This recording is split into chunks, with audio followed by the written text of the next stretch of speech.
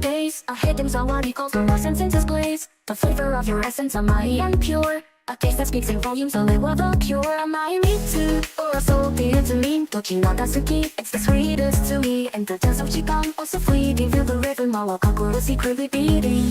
Oh, the flavor of the night, like a forbidden among my human. Am I human? The shadows we sift on the secret crown. A taste that lingers softly, like honey on your shaft. In the echo of our breath, Tokomate. Tokomate. Like a forbidden among my human. The shadows we sift on the secret crown. From the softly passion, a flavor drinks slow, like a maikachi, take it and let it flow. A bittersweet sensation looks like grass bloom. A taste that fills the air like a scent in the room. Am I me too? Or a soul dear to me, Tochi no Daisuki. It's the sweetest to me, and the taste of Chikan also fleeting. Through the rhythm of a kokoro secretly beating. Oh, the flavor of the night, like a forbidden among my human. Am I human? The shadows we sift on the secret crown. A taste that lingers softly, like honey on your shaft. In the echo of our breath, Tokomate.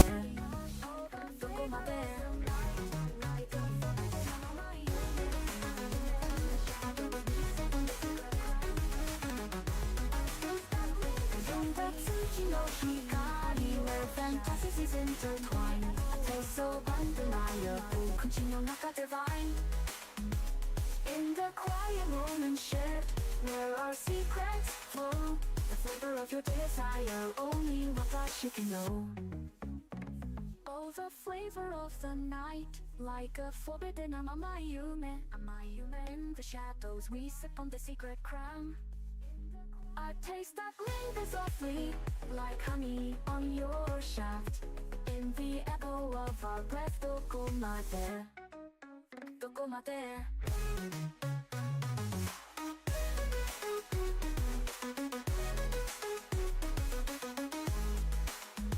The flavor of the secret, are my memory to keep.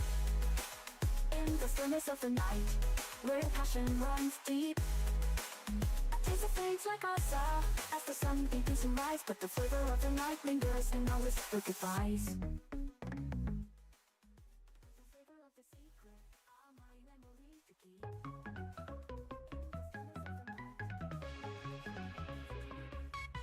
Don't know too many things, what have I done? It was just a little fun, but now my stomach's on the run. Maria, why you do me like this?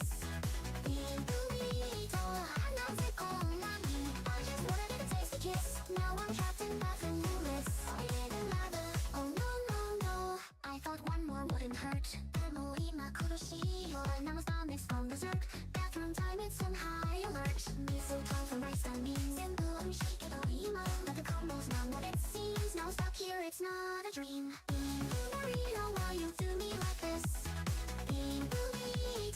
I'm not sick all nanny. I just wanted to taste a kiss. Now I'm trapped in bathroom bliss. Oh no no no.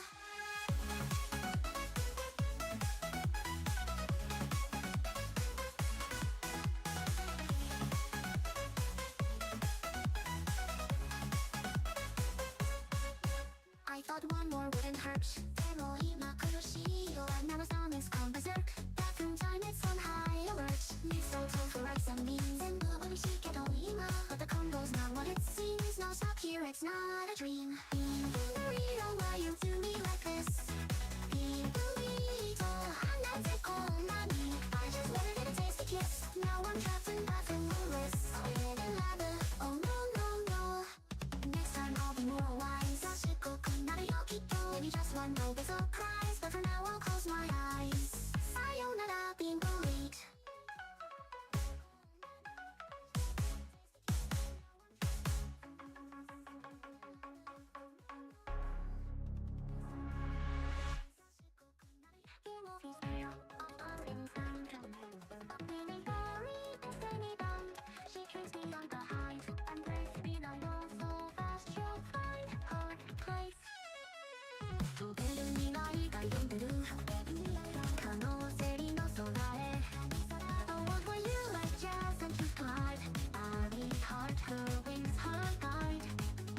thinking B, she chants.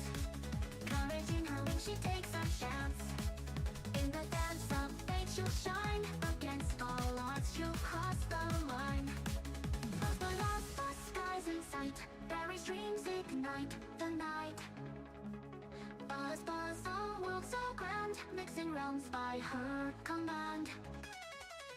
An alliance forms, a curious twist. With a human girl they coexist. Maybe this time she cries. Together with friends, no more lies. Barry faces trials with resolve so bold. In a world where beasts don't kill, humans think is impossible. She won't back down, she'll take her stand. With courage strong, she'll cross the land. Hanabila ga kaze ni yureru. Hachitachi no tabi wa tsuzuku. 自由への道をたどって時の流れを越えて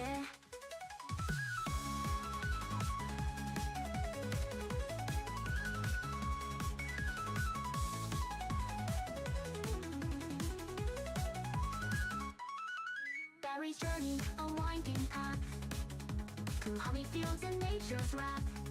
We're the most perfectly functioning society on earth. She'll prove her worth for what it's worth. A bee should be able to fly today, but Barry's courage shows the way. With each step she'll find her place in the vast expanse of time and space. Buzz, buzz, the skies in sight. Barry's dreams ignite the night. Buzz, buzz, a world so grand. Mixing realms by her command. 飛び立つ未来が見える彼女の翼広げる In a land where dreams take flight Barry's story shines so bright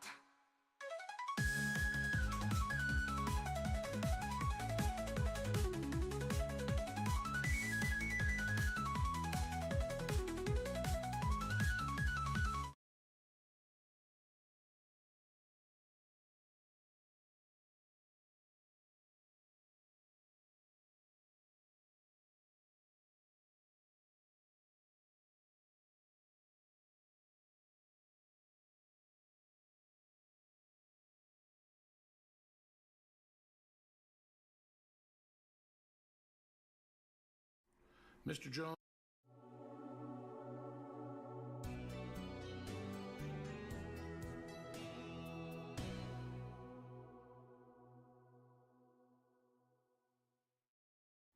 Mr. Jones owned a cotton plantation and many slaves. One day he was talking to the owner of the plantation next to his, and Mr. Jones was lamenting the fact that times were tough. He was having to work his slaves harder than ever, and was having trouble with some of them being disobedient or trying to run away. The other plantation owner said he knew someone who could help. Day 1. One day, Mr. Jones called his slaves together so a man named Mr. Smith could talk to them. Before beginning, Mr. Smith whispered to Mr. Jones, "Whatever I say, do not contradict me or interfere, and I promise you your slave troubles will end." "My name is Mr. Smith," he said to the slaves, "and this may be the happiest day of your lives. From today forward, you will no longer be slaves, but free men." Mr. Jones was so shocked he started to step forward, but Mr. Smith gestured for him to remain silent. He did, only because the other plantation owner had spoken so highly of Mr. Smith's skills. "You are no longer the property of Mr. Jones," Mr. Smith continued. "You are free. No more would you be forced to labor for the benefit of Mr. Jones. Now you can work for yourselves." Now the slaves were all murmuring and looking at each other. Many were smiling, many were looking puzzled. "In fact, you are now free to leave the plantation whenever you want," Mr. Smith said. "However, since we are surrounded by other plantations, if you leave, some other plantation owner will likely claim you as his own the moment you set foot on his property. So I urge you not to risk your newfound freedom by doing something so foolish. Instead, I suggest that you stay here, no longer as slaves, but as willing participants and part owners of this plantation. Yes, this is now your plantation."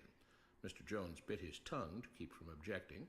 "For now, we might as well leave Mr. Jones in charge," said Mr. Smith, "since he is the only one with any experience at running a plantation, which is quite a complicated thing to manage. But he will no longer be your master, but just another worker on the plantation.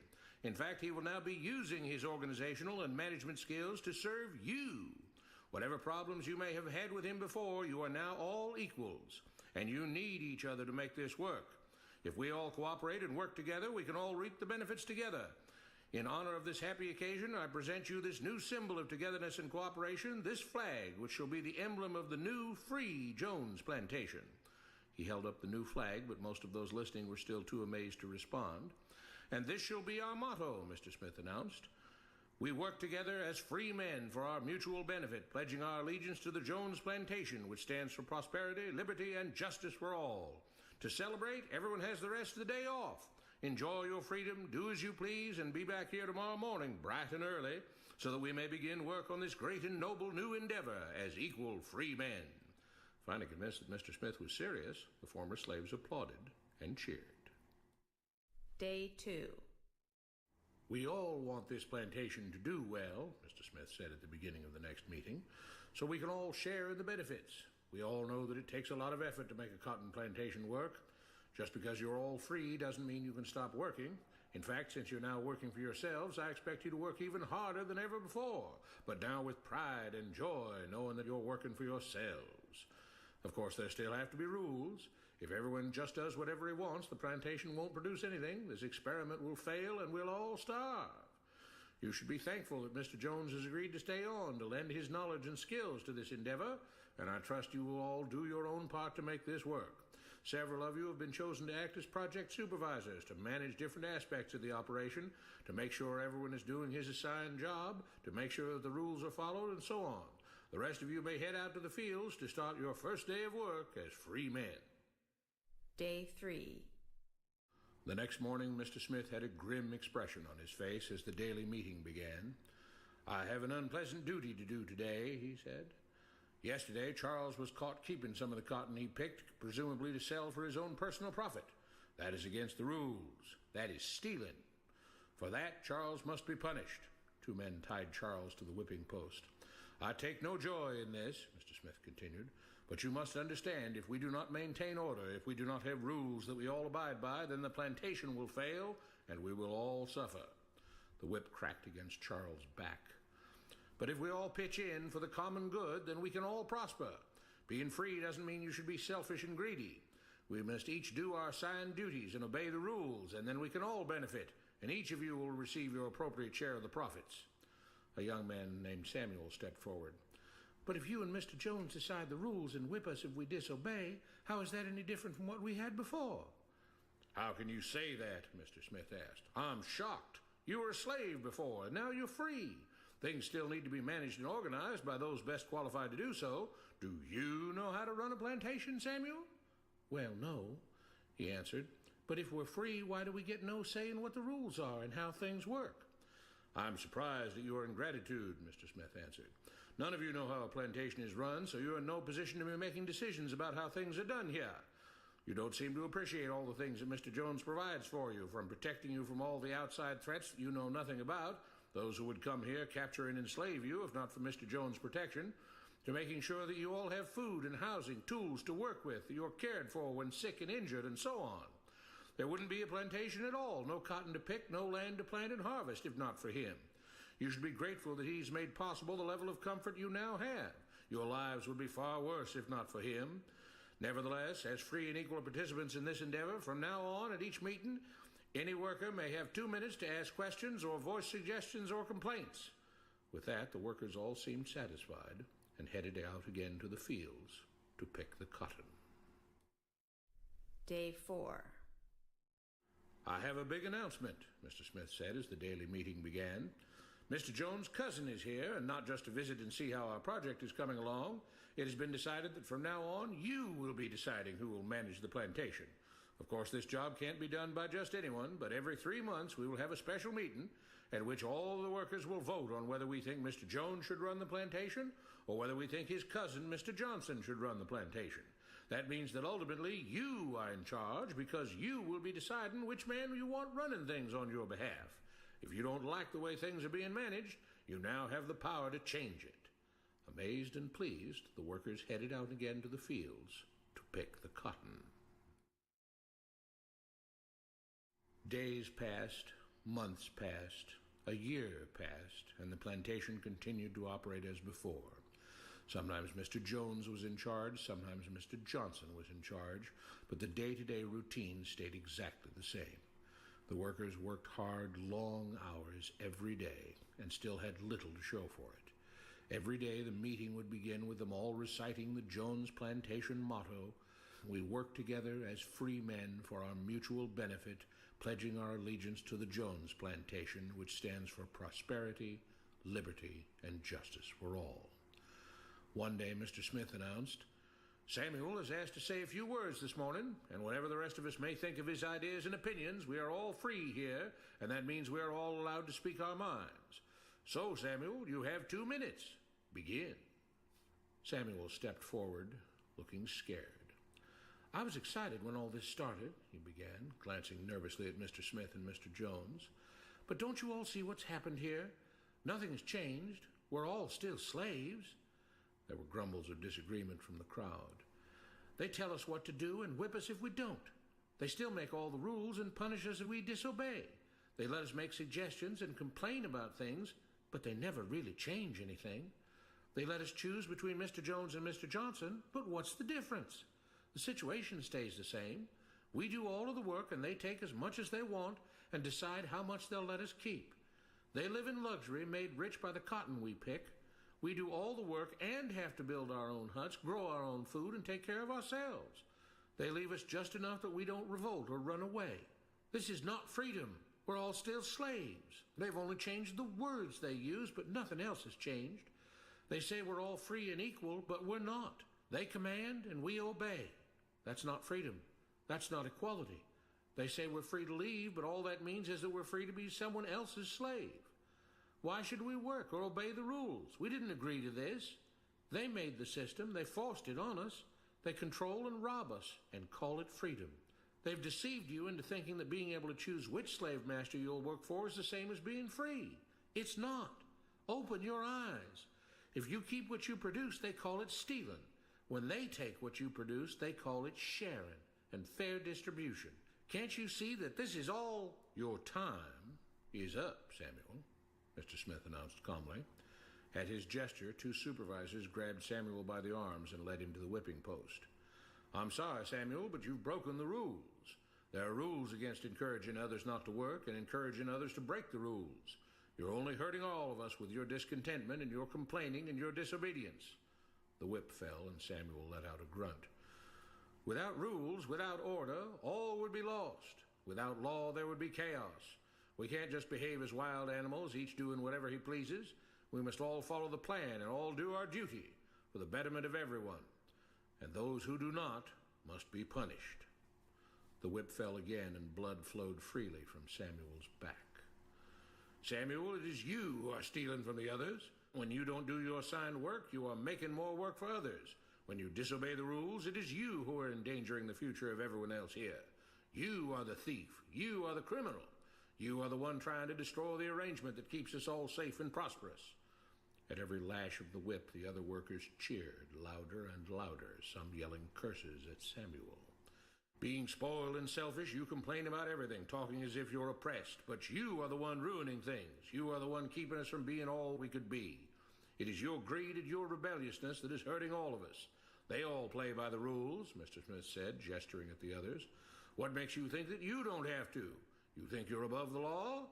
There were loud yells of agreement as the whip fell again. "We must maintain order," Mr. Smith proclaimed, "to make this plantation great, to make it so that we can all be happy and prosperous. To have the society we want, there have to be rules. We all have to contribute our fair share to this great endeavor, and we cannot tolerate actions and attitudes that seek to undermine the amazing things that together as free men we have achieved and will continue to achieve." Mr. Jones was smiling as he gave Mr. Smith a pat on the back. The crowd was cheering so loudly that none of them had noticed that Samuel had died. What you have been taught about government and politics is no more accurate or reasonable than what Mr. Smith taught the slaves. If you're ready to look through the veil of rhetoric and propaganda to see the reality beneath, get a copy of The Most Dangerous Superstition. It will change the way you see the world.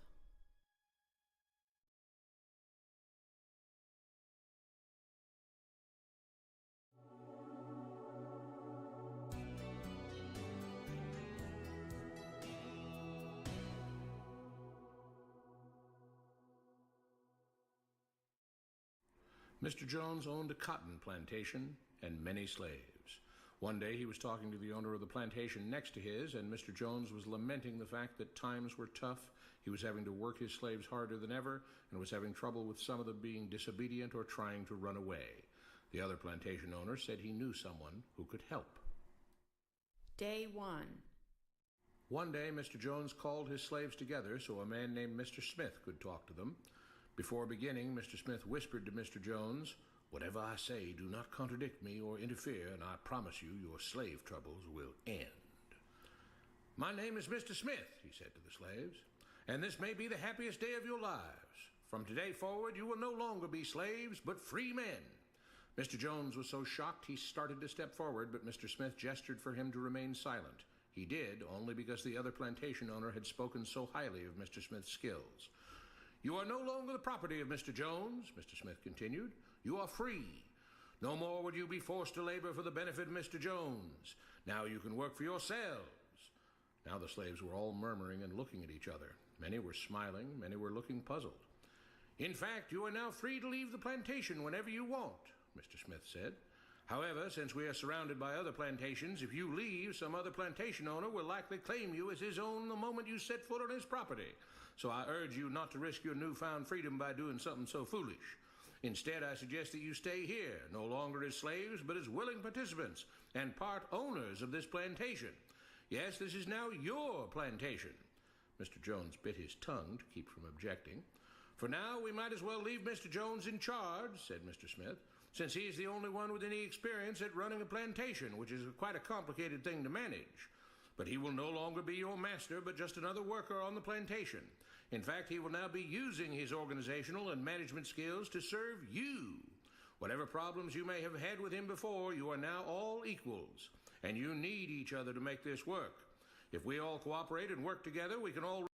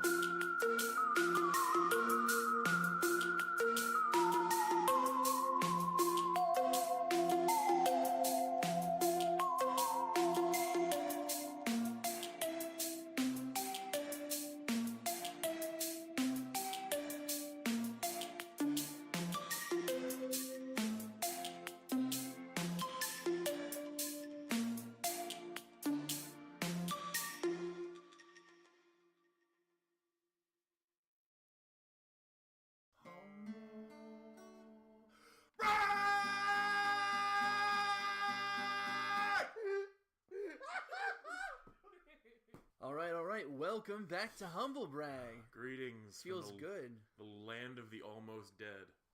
The Almost Dead. Yes. Well, I'm glad you're still with us. Yes, I'm here. Would you like to regale us with your narrative of necromancy?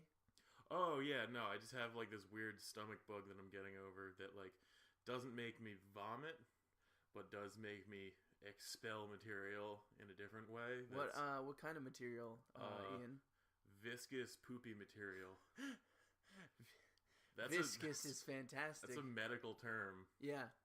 Viscous poopy is actually a medical term too, but not one they really like you to use. This is why the people come to us for this podcast. For A+ quality entertainment. For A+ quality entertainment, sure, but also for our fantastic vocabulary and our knowledge of the use of said vocabulary. I have big words. Only the biggest of words will the, suffice. The biggest and wordiest of words. No, yesterday I was trapped in a Target bathroom with another person in the stall next to me who had. I think we both had like stall anxiety. So oh, yeah. I was literally trapped in silence, like in a poop deadlock. Oh yeah, with another human being in a Target bathroom yesterday. Poop deadlock. That is fantastic. It was a poop stalemate. It was a shit stalemate. Yo, so there was one time in college, I was in choir in college, right? And we were doing a performance, and I had to take a massive dump, but I had to wait until the break in between the first and second half of the piece to do it. Of course, because they forgot the bucket that you usually carry with you. Absolutely. They didn't strap it on right. It was like hanging off lopsided. My apparatus wasn't properly clamped. So I ran up to the bathroom, and I'm taking a shit, and I'm farting. Like, all of the farts were trapped behind the shit. Oh, yeah. So it's just like flowing. Sounds like the 4th of July. And one of my choir friends comes in and is like, hey, dude, how's it going? And you just hear, burp, burp, burp. Oh, I'm doing fine. How are you? Like, some high-quality fart noises. You're really ridiculous, like, sustained farts. And he keeps going on like, oh, it's going well. I think the performance is coming along nicely. I'm like, yeah. And he's like, da-da-da. And he talks to me for 3 minutes like that through the stall. And he's like, all right, I'll see you back out there. I'm like, cool. The moment he leaves, it's done. Yep. The moment he leaves, it's all over. And then the world witnessed the birth of a strange eye contact later. That's No, the thing is, we never spoke of it again. We never made reference to it. There was never anything. It was just that moment in time has been removed from either of our interactions forever. So the two of you just have a chunk of your life that, as far as both of you recognized, never happened, never will happen, and will never be brought up ever again. Hopefully not. That's good. That's a solid unspoken agreement you've come to there. Speaking of unspoken agreements, Crayon Physics Deluxe. It's deluxe is a word. There's a lot of crayons, I guess. I would, if I had to put another D word at the end of Crayon Physics, I'd say dicks. Oh, that sounds pretty reasonable. Because I get the feeling you did this too. I solved every puzzle by drawing a huge freaking wang on it. You know, I actually didn't. I was one of those losers who was a tryhard, who was like, let's get all of the points. And then about 2 minutes in, I'm like, oh, this is really fucking boring. Yup. Yes, it is. Oh, spoiler alert. Neither of us fucking enjoyed this game. I didn't like it. It was really... Okay, for those of you who didn't play along, Crayon Physics is like... Oh, what is that fucking doodle game for the DS? There's that, and there was also one on, like, that exact kind of game has been around for basically like a decade on the internet. Yeah, basically you have crayons, and you draw things to get a ball from point A to point B. And that's the whole game. That's everything. But you can change the color of your crayon by scrolling your mouse wheel. I did not know that. Yeah, well, I gotta change my opinion on this game now. Jesus! Such customization, such wow. 9.5 out of 12. Yeah, no, this game was really boring. It was pretty boring. The music was okay at first, but it got really repetitive. It also just kind of like it matched the theme. Like it sounded like fucking a 5-year-old kid's playroom or whatever. I guess. Yeah, if I recall correctly. the theming was good on it. I mean, it was fun. It was relaxing.